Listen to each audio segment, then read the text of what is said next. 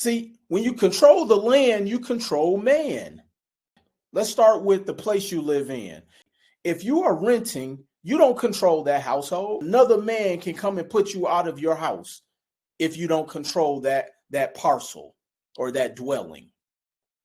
The building you work out of, somebody controls that. So they control you.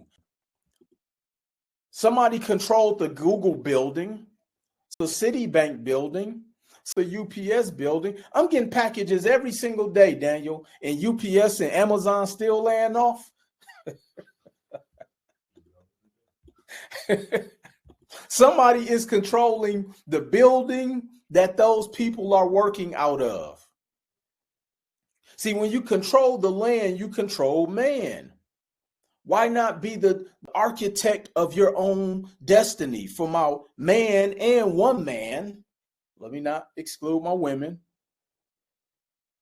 Imagine controlling this property right here. Or imagine learning how to play the game like the hedge fund companies, taking $12,000 from your credit cards, buying this property, which this is an actual real property. And now you control an asset that will pay you forever, that will increase in value. You can pass it down. You control the people who live there. You control the value of that property. You now have more control of your finances.